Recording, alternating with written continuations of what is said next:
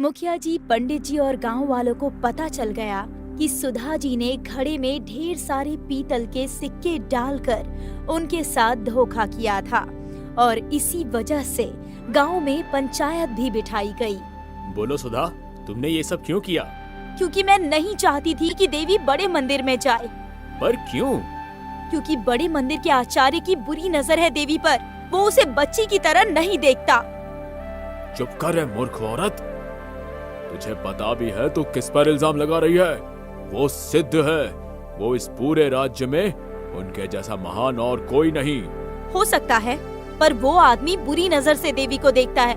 मुझे डर है कि कहीं वो देवी के साथ कुछ ऐसा वैसा ना कर दे। चुप करो, जो मुंह में आ रहा है बके जा रहे हो। एक स्त्री हो इसलिए तुम्हें इज्जत दे रहा हूँ और तुम तो हमारे संप्रदाय पर ही उंगली उठा रही हो।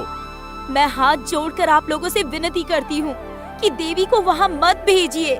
देवी यही सुरक्षित है। तुम कौन होती हो हम लोगों को बताने वाली? हमारा नियम तय है, देवी बड़े मंदिर में जाएगी तो बस जाएगी। और तुमने जो किया है उसकी सजा है कि तुम इस गांव से दूर रहोगी। आज के बाद अगर तुम इस गांव में कभी भी दिखाई दी तो तुम्हारे साथ बहुत बुरा होगा, समझी ना मास्टरनी? मुखिया जी ने तो सुधा जी को गांव से निकाल दिया। उनकी सारी कोशिश असफल गई। अब वो करती भी तो क्या करती। देवी गांव के मंदिर में खुश थी क्योंकि यहाँ वो रोज अपने परिवार से मिला करती थी। अब उसे ये गांव छोड़कर जाना था, इसीलिए वो भी दुखी थी। गांव के पंडित जी देवी का बहुत ख्याल रखते थे। हमारा वहाँ जाना जरूरी है क्या? हाँ, बहुत ही जरूरी है। तो क्या हम अपनी बहन मुन्नी को साथ ले जा सकते हैं? नहीं नहीं बिटिया, ऐसा नहीं हो सकता। तुम्हें अकेले ही बड़े मंदिर में रहना होगा। वैसे भी तुम्हें तो मंदिर बहुत पसंद आया था ना? पसंद तो आया था, पर हमें अपना गांव भी बहुत पसंद है। हम ये सब छोड़ के नहीं जाना चाहते। जाना तो होगा बिटिया। पंडित जी, क्या हम सिर्फ एक दिन के लिए अपने घर जाकर रह सकते हैं? बस एक दिन? एकादश को तुम्हें बड़े मंदिर में जाना है। उसके पहले वाले दिन हम तुम्हें अपने घर जाने की अनुमति दे देंगे। देवी को बस एक दिन घर जाने को मिल रहा था। वो यही सोचकर खुश थी। यहाँ घर पर रेखा और चंदन दोनों दुखी थे। सुधा जी जो बोल रही थी, अगर वो सच हुआ तो? हमें नहीं लगता कि वो आचार्य ऐसा कुछ कर सकता है, पर सुधा जी जब इतना बोल रही थी तो हमें भी उनकी बातों में सच्चाई दिख रही थी। तो आप देवी को रोक क्यों नहीं लेते? आखिर वो है तो हमारी ही बेटी ना। हम देवी को मंदिर में दान कर चुके हैं। अब वो भगवान की दासी है। अब उसके निर्णय हम नहीं ले सकते। लेकिन कल को अगर उसका कुछ बुरा हो गया तो हम क्या करेंगे? तुम काहे उल्टा सोच रही हो सकता है देवी के बड़े मंदिर में जाने से कुछ अच्छा ही हो। नहीं, हमारा दिल तो बैठा जा रहा है। हमें नहीं लगता कि कुछ अच्छा होगा। तुम बेफिजूल इतना सोच रही हो। तभी मुन्नी दौड़ती हुई आई। माँ, माँ, देवी घर आने वाली है। क्या मतलब? पंडित जी ने कहा है कि एकादशी के पहले वाले दिन देवी को वो हमारे साथ रहने की अनुमति देंगे, पर बस एक दिन के लिए ही। माँ, ये तो बहुत अच्छी बात है। हम अपनी बिटिया की सारी मनपसंद की चीजें बनाएंगे। हाँ हाँ, बना लो। फिर ना जाने तुम्हारी बेटी कब तुम्हें देखने को मिले। हमारी बात मानो तो देवी पर इतना जी मत लगाओ। उसके जाने से तुम्ही को तकलीफ होगी। अम्मा, तुम कभी अच्छा नहीं बोल सकती का? देवी बस एक दिन के लिए ही आ रही है। कम से कम उस दिन उसके साथ अच्छा बर्ताव करो। तो करेंगे ही। हम कौन से उसके दुश्मन हैं? अम्मा को छोड़कर बाकी सब बहुत खुश थे कि देवी उनके साथ रहने आ रही थी। हमेशा की तरह रोज देवी माँ के बाद नन्ही देवी की पूजा हुआ करती थी। गांव के लोग हर दिन देवी की सेवा करने आया करते थे क्योंकि जल्द ही उनकी नन्ही देवी बड़े मंदिर जाने वाली थी। एकादशी के पहले वाले दिन देवी अपने घर आई। उसकी माँ ने उसे गले से लगा लिया। आ गई बिटिया। हाँ अम्मा, और ये देखो, हम मंदिर से मिठाई लाए हैं अपनी तीनों बहनों के लिए। अरे वाह! देवी ने सबको मिठाई दी अम्मा को भी और चंदन को भी। उस दिन देवी अपनी बहनों के साथ खेलती रही। रेखा ने अपने हाथों से अपनी लाडली को खाना खिलाया और वो सबके साथ बहुत खुश थी। और देखते ही देखते कब शाम हो गई पता ही नहीं चला। माँ, हम देवी को अपने साथ ले जा रहे पानी पूरी खाने। ठीक है, पर जल्दी आ जाना। हाँ हाँ, आ जाएंगे। तीनों बच्चियां बाहर गई थी और चंदन और रेखा घर पर अकेले थे। देवी के आने से कितनी रौनक थी ना घर पर। हाँ, वो अपनी बहनों से कितना प्यार करती है। काश वो हमेशा हमारे साथ यहीं रहती। पर अभी असंभव है रेखा, ये तुम भी जानती हो। आप अगर पंडित जी और मुखिया जी से बात करेंगे तो हमें विश्वास है कि वो बड़े मंदिर नहीं जाएगी और यही हमारे गांव में रहेगी, हमारी आंखों के सामने। तुम्हें क्या लगता है हम नहीं चाहते कि हमारी देवी हमारी नजरों के सामने रहे? पर क्या करें, हम विवश हैं। मेरे खातिर, देवी के खातिर एक बार पंडित जी से बात तो कर लीजिए। ठीक है, जाते हैं। चंदन पंडित जी से बात करने मंदिर पहुंचा। पंडित जी, का कोनो रास्ता नहीं है जिससे देवी हमारे ही गांव में रहे, हमारी नजरों के सामने?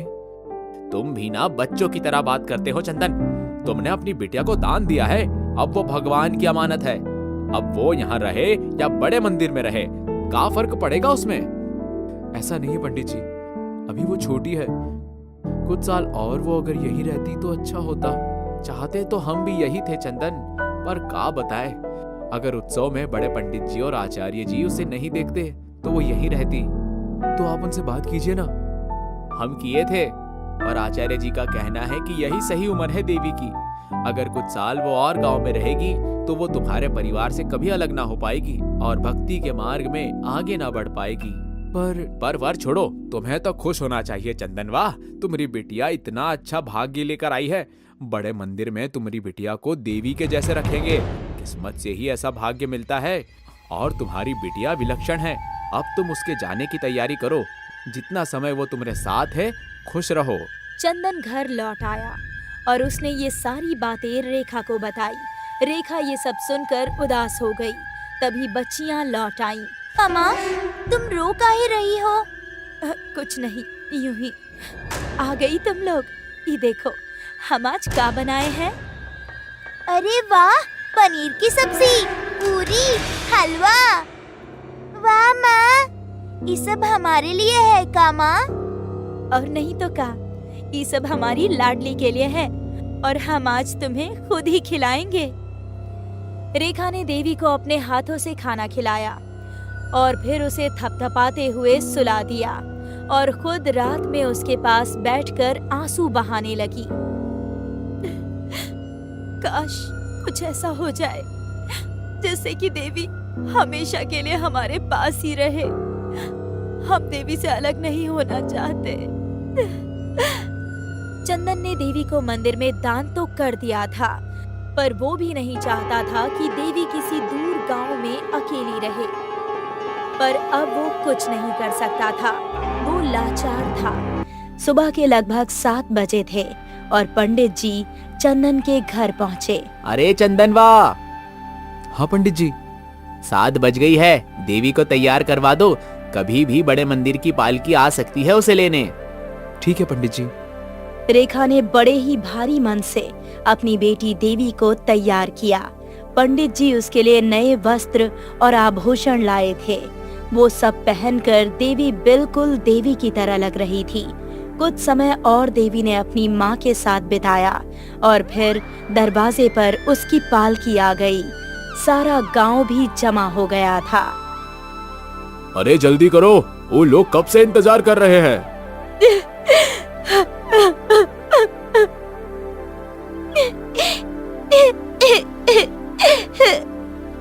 अपना ख्याल रखना बिटिया। पिताजी, रोक लो ना मुझे नहीं जाना। तू चिंता मत करना, हम हर हफ्ते तुझसे मिलने आएंगे। तुझे जाना ही पड़ेगा। देख, तेरे लिए कितनी अच्छी पालकी आई है। देवी, तू बड़ी नसीब वाली है। बड़े मंदिर में तू बिल्कुल देवी की तरह रहेगी। और इसके बाद सारे गांव वालों ने देवी का आशीर्वाद लिया और रोते रोते नन्ही देवी पालकी में बैठ गई। रेखा से ये देखा नहीं जा रहा था। वो घर के भीतर जाकर रोने लगी और फिर पालकी चल पड़ी। पालकी में बैठी नन्ही देवी रोए जा रही थी। अब से वो बिल्कुल अकेली हो गई थी। जब वो बड़े मंदिर पहुंची तो पटाखों से उसका स्वागत किया गया। मंदिर के सारे पुजारी और आचार्य उसकी प्रतीक्षा कर रहे थे। जैसे ही देवी ने पालकी से पांव नीचे रखे, सब उसका आशीर्वाद लेने के लिए दौड़ पड़े। इसके बाद देवी को ढेर सारे गहने और वस्त्र आभूषण दिए गए। देवी मैया, अब से आप हमरे मंदिर में रहेंगी। हम सब पर अपनी कृपा बनाए रखिएगा। देवी ने सबको आशीर्वाद दिया और फिर विश्राम करने के लिए अपने कक्ष में चली गई। बड़े मंदिर में देवी का कक्ष बहुत बड़ा था। इस कक्ष में मखमल का बिस्तर था और भी बहुत सारी सुख सुविधाएं थी।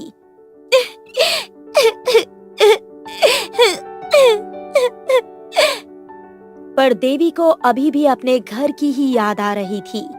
यहाँ घर में रेखा और तीनों लड़कियों ने भी रो रो कर बुरा हाल कर लिया था। अरे अब बस भी करो, कितना मातम मनाओगी? ऐसा लग रहा है जैसे कोई मर गया है। अरे बंद करो ये रोना धोना, वरना यमराज जी सच में किसी न किसी को ले जाएंगे अपने साथ। आपको ही ले जाए तो अच्छा होगा दादी। का बोली ये लड़की? कुछ नहीं अम्मा, आप जाइए अपना काम कीजिए। अम्मा घर के बाहर आई तो यहाँ चंदन की आंखों में भी आंसू थे। अब तू भी इन औरतों की तरह रोएगा क्या? आखिर वो है तो हमारी बिटिया ना, उसके दूर जाने का गम नहीं होगा का हमें? अरे तू मर्द है, तुझे रोना शोभा नहीं देता। और अगर तू खुद रोएगा तो इनको कौन समझाएगा? इसीलिए अपने आंसू पोंछ और काम पर जा। ठीक है अम्मा। चंदन मन मारकर काम पर चला गया। दोपहर को देवी के कक्ष में कई सारे पकवान आए। इलो देवी माँ, ये खा लो, हमरे गांव के विशेष लड्डू हैं ये। मेरा मन नहीं है। अरे ऐसे कैसे मन नहीं है? चक्कर तो देखो। उस औरत ने देवी को जबरदस्ती लड्डू खिलाए। देवी अब भी अपनी माँ और अपनी बहनों को याद कर रही थी।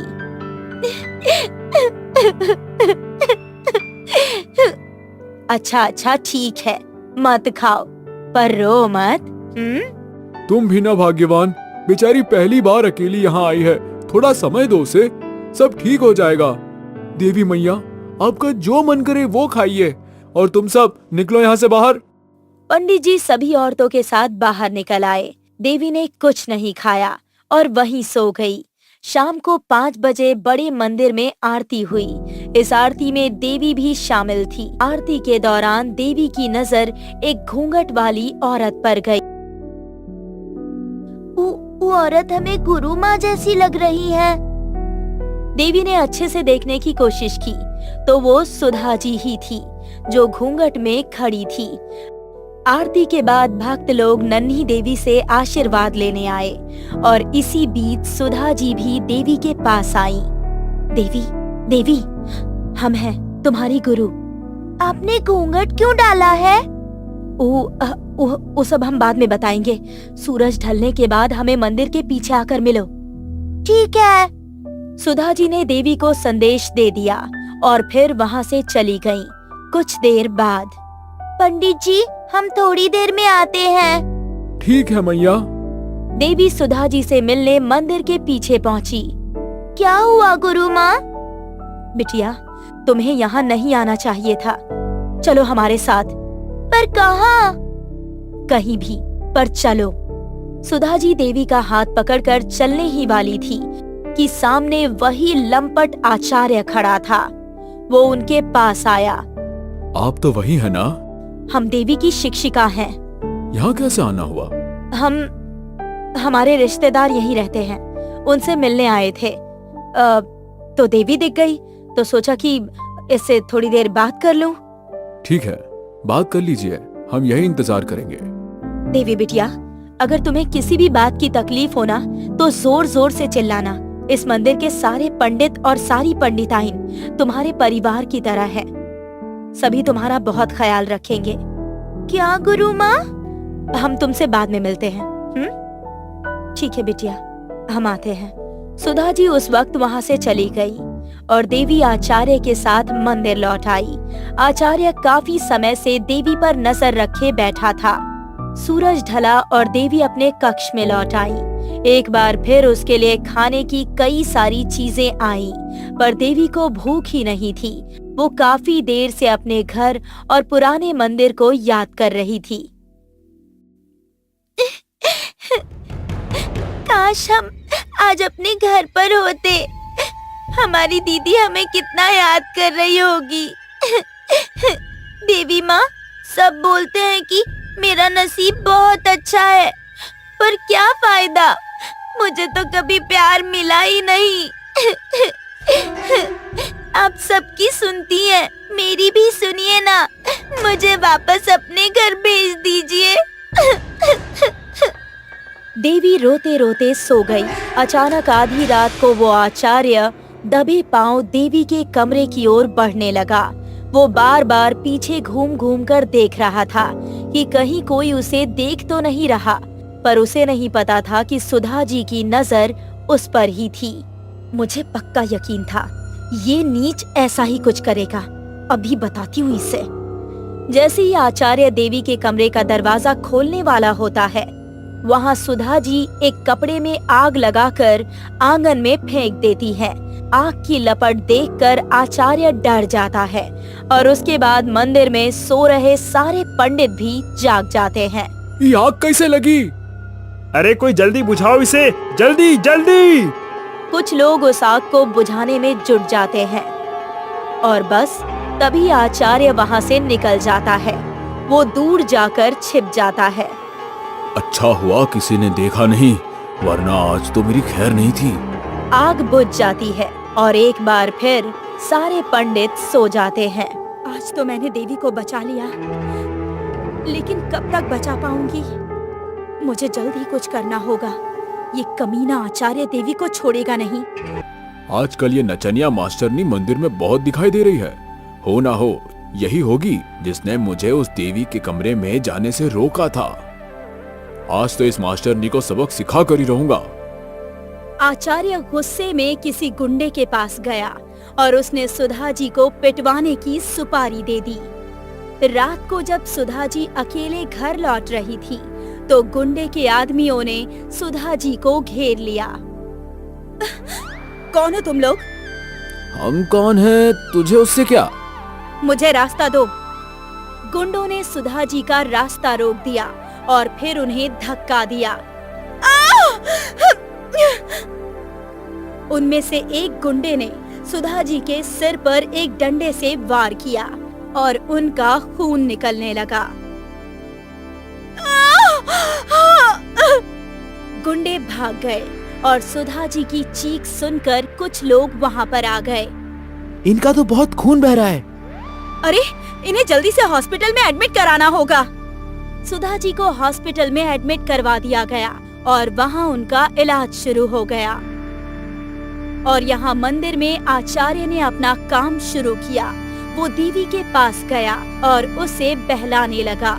अरे वाह, तुम्हारे पाँव तो बहुत सुंदर है। देखो हम तुम्हारे लिए का लाए हैं, नई पायल। बहुत सुंदर है।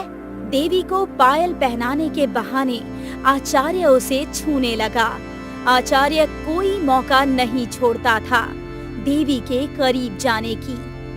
वो दिन ब दिन देवी से नजदीकियां बढ़ाने लगा। देवी बस 10 बरस की थी। उसे ये सारी चीजें समझ नहीं आ रही थी और अब सुधा जी भी उसकी रक्षा करने के लिए नहीं थी। एक रात की बात है, मौका देखकर आचार्य देवी के कमरे में घुस गया। आचार्य ने बेचारी देवी को फुसलाकर उसके साथ बहुत गलत किया। आचार्य दबे पांव वहां से निकल गया। अगली सुबह जब पंडिताइन देवी के कमरे में आई, तो उसने देखा कि देवी के कपड़ों पर खून लगा था। लगता है देवी बड़ी हो गई है। उसने तुरंत ये बात पंडित जी को बताई और मंदिर के सारे पंडित खुश हो गए। ये तो बहुत अच्छी बात है। मैं देवी के गांव वालों को भी खबर कर देता हूँ। अब तो उत्सव होगा, उत्सव। कुछ घंटों में देवी के माता पिता उससे मिलने आए। गुड़िया, बहुत दर्द हो रहा है क्या? हाँ माँ, बहुत दर्द हो रहा है। कोई बात नहीं बेटा, ठीक हो जाएगा। हर लड़की के साथ ऐसा होता ही है।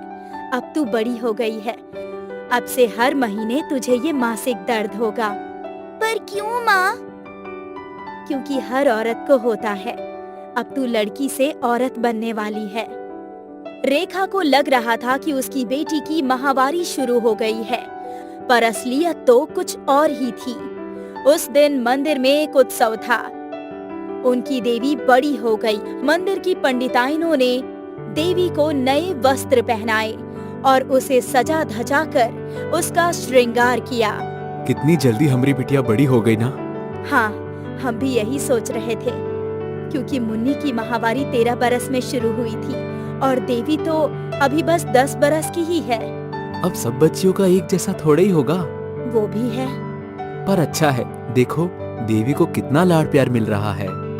हाँ, देवी के माता पिता खुश थे, क्योंकि वो सच से अनजान थे। सब कुछ खत्म होने के बाद देवी अपने कक्ष में आराम करने गई और उसकी माँ रेखा भी उसके पीछे जा रही थी। आचार्य को डर लग रहा था कि कहीं देवी अपनी माँ को सच ना बता दे। तभी आचार्य जी ने उन्हें रोक दिया। सुनिए, हाँ आचार्य जी। हम आपसे कुछ बात करना चाहते हैं। बोलिए ना। देवी की पहली माहवारी है।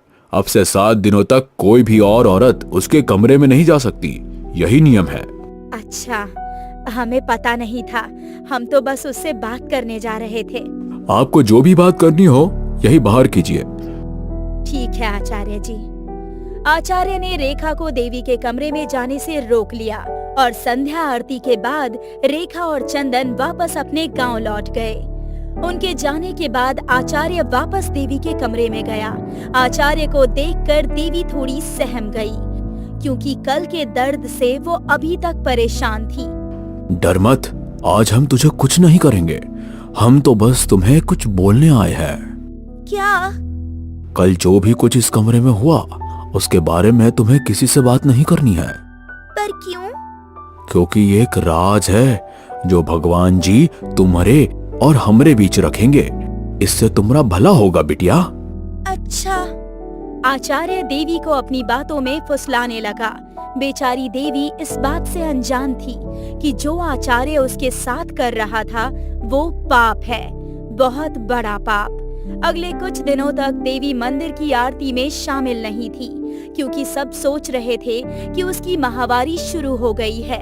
यहाँ घर पर रेखा सोच रही थी कि देवी की माहवारी इतनी जल्दी कैसे शुरू हो गई। अम्मा, हमें और हमारी मुन्नी को तो माहवारी 13 बरस में आई थी, तो देवी को इतनी जल्दी कैसे आ गई? अरे तो उसमें क्या है, होता है। हमारी भी तो 11 बरस में आई थी, और तो और माहवारी आने के कुछ दिन पहले ही हमारी शादी हुई थी। अब ये बात रेखा को थोड़ी खटक गई। शादी के बाद लड़की के साथ क्या होता है वो जानती है, और उसके वजह से शरीर में बहुत सारे बदलाव भी होते हैं। उसे संदेह हो गया, इसीलिए वो और पता करना चाहती थी। रेखा सीधे सरकारी अस्पताल पहुंची। डॉक्टर साहब, क्या 10 बरस की लड़की को माहवारी आ सकती है? हाँ, आ सकती है, पर ऐसा ज्यादातर होता नहीं है।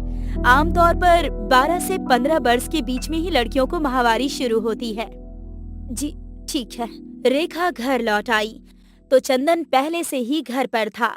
रेखा का परेशान चेहरा देखकर उसने पूछा, तू इतनी परेशान क्यों लग रही है?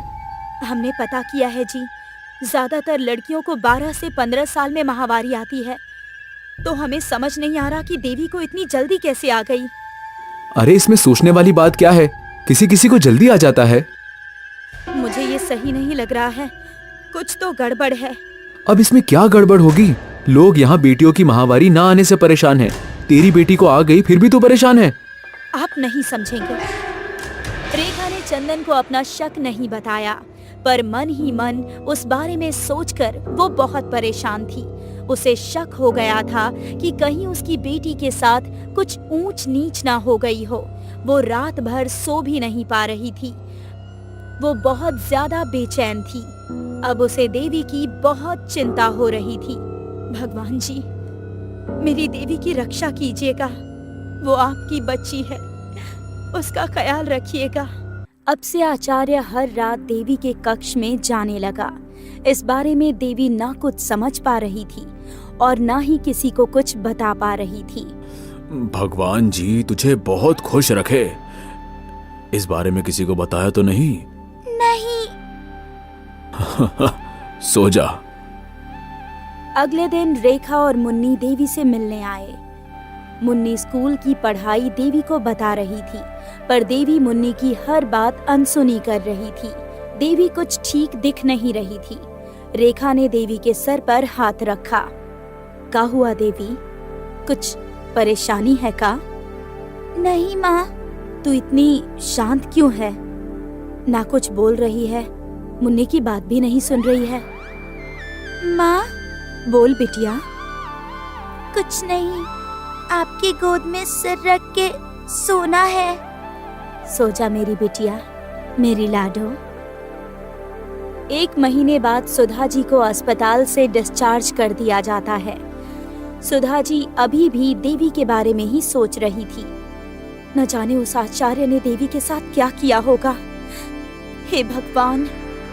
सुधा जी अस्पताल से सीधे बड़े मंदिर जाती हैं देवी से मिलने। देवी के कक्ष के सामने आचार्य खड़ा होता है।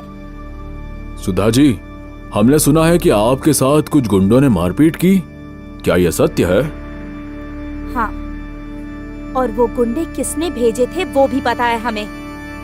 बहुत से कमीने देखे, पर तेरे जैसा कमीना पहली बार देखा। क्या तू एक नचनिया है? मैं आचार्य हूँ, अपनी औकात भूलना मत। मेरे रास्ते से हट जा, मुझे देवी से मिलना है। देवी माँ किसी से भी मिलना नहीं चाहती है, अब जा यहाँ से। मैं देवी से मिल के ही जाऊंगी। तू ऐसे नहीं मानेगी, तुझे धक्के मार के मंदिर से बाहर निकालना होगा। आचार्य ने सुधा जी को धक्का दिया। सुधा जी जमीन पर गिर गई। तभी मंदिर के कुछ पंडित वहां पर आ गए। ये कत्थक वाली जबरदस्ती देवी माँ के कक्ष में जाने की कोशिश कर रही है। इसे मंदिर से धक्के मार के बाहर निकाल दो। मैं देवी से मिले बगैर कहीं नहीं जाऊंगी। एक बार मुझे देवी से मिलने दो। जल्दी बाहर निकालो इसे। कैसे लोग हैं, देवी माँ को आराम भी नहीं करने देते हैं। दोनों पंडित सुधा जी को जबरदस्ती घसीटते हुए मंदिर से बाहर ले जा रहे थे। मुझे देवी से मिलना है। देवी, देवी।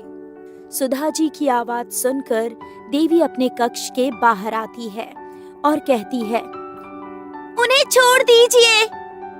जी देवी माँ। पर देवी माँ, आप आराम कर रहे थे। देवी आचार्य के सवालों का कोई जवाब नहीं देती है और वो सुधा जी को उठाती है। गुरु माँ, चलिए मेरे कक्ष में। पर देवी, देवी। देवी आचार्य की कोई बात नहीं सुनती। वो सुधा जी को अपने कक्ष में ले जाकर आचार्य के मुंह पर दरवाजा बंद कर देती है। पंडितों के सामने आचार्य देवी को कुछ नहीं कहता है। देवी, तुम ठीक तो हो ना? देवी कुछ नहीं कहती है। देवी, कुछ तो बोलो। आचार्य ने कुछ किया है क्या तुम्हारे साथ?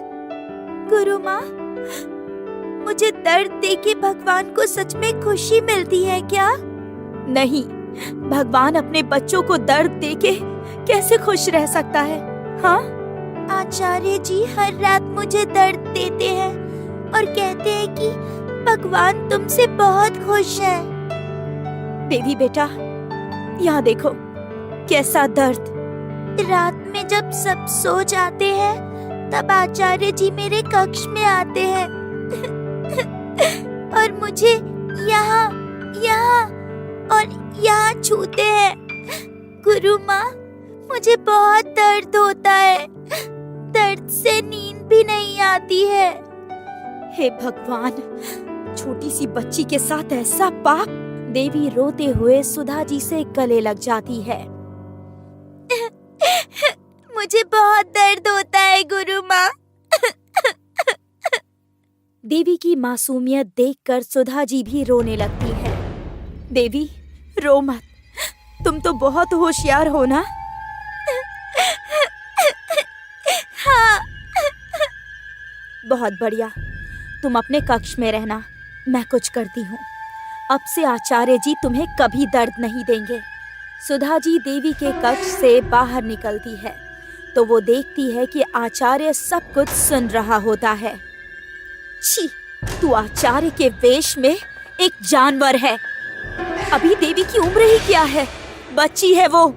अरे पापी, तेरी बेटी से भी छोटी है वो।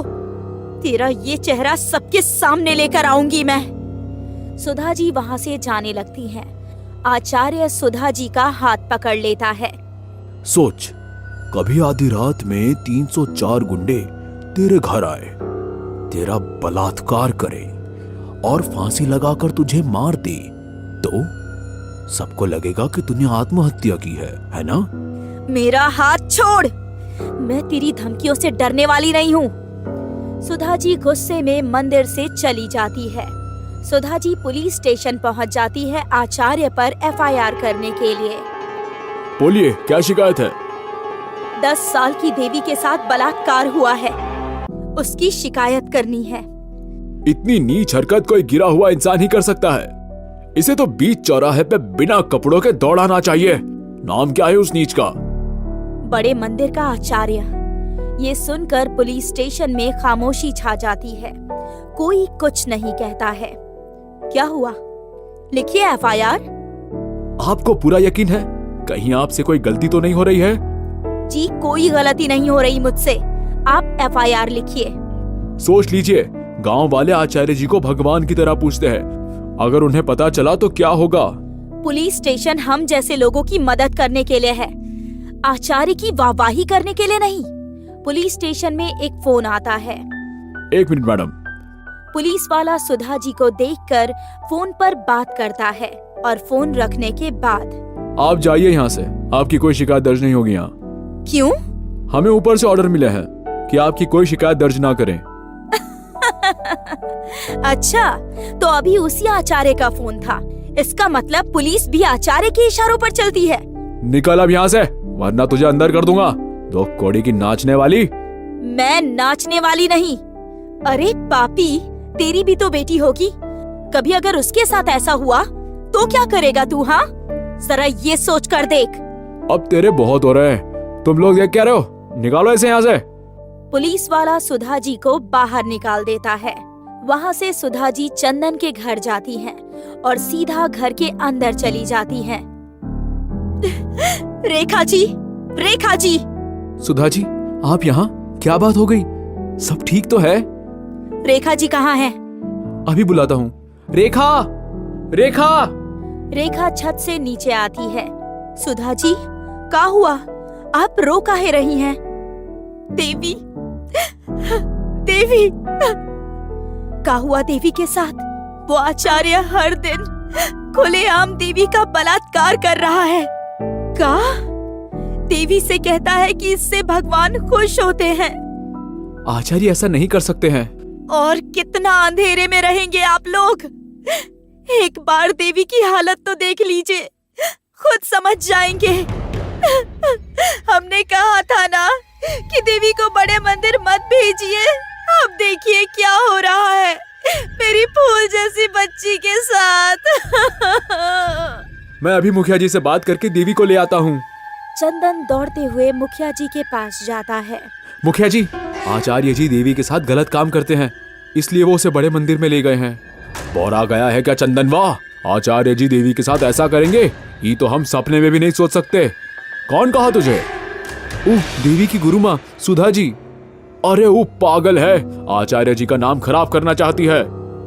पर मुखिया जी, एक बार देख चंदन, सही कहे तो अब देवी के साथ कुछ हो, उससे तुझे कोनो फर्क नहीं पड़ना चाहिए। तूने देवी का दान किया है, उसके बदले तुझे पैसा और खेत मिला। तूने देवी को बेच दिया है। मुखिया जी, पर है तो वो हमारी ही बेटी ना। अब जा यहाँ से।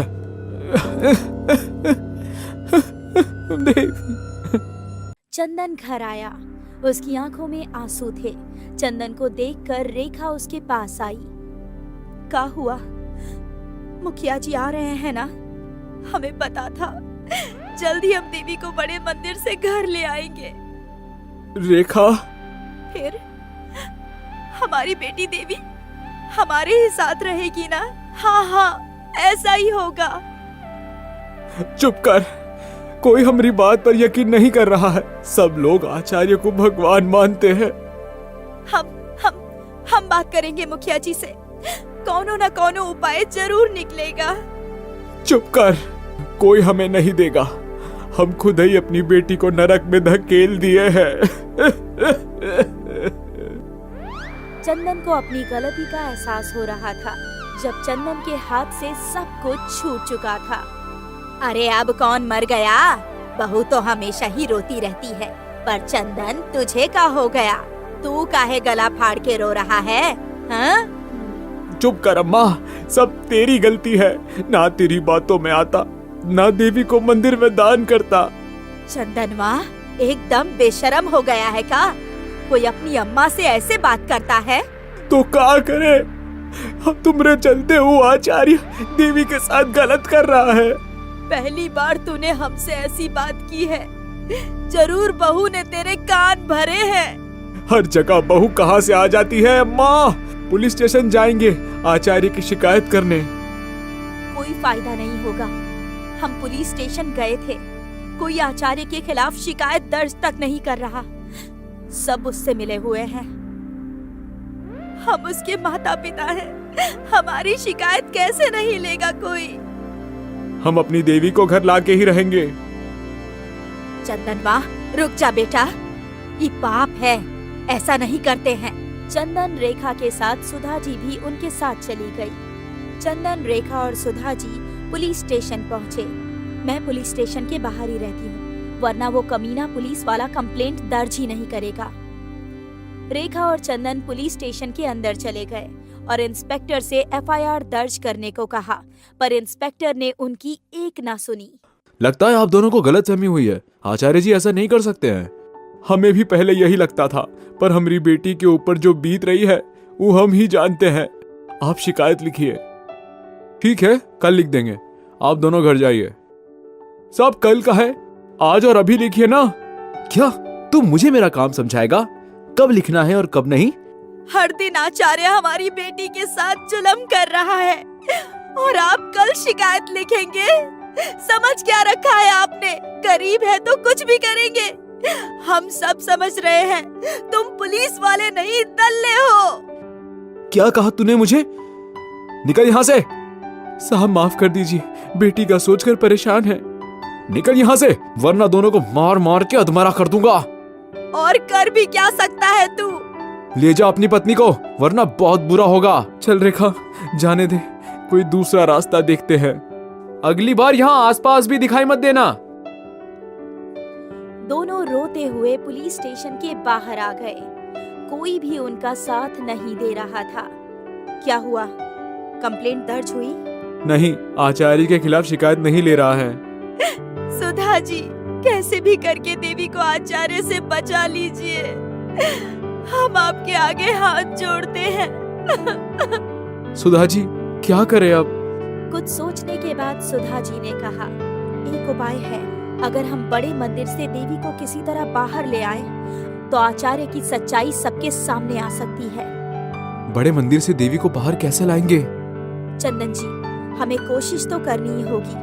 हम ऐसे ही चुप नहीं बैठ सकते। वक्त ना जाया करते हुए तीनों बड़े मंदिर के लिए निकल गए। बड़े मंदिर पहुंचने के पहले ही आचार्य गुंडों के साथ आता है और उन्हें घेर लेता है।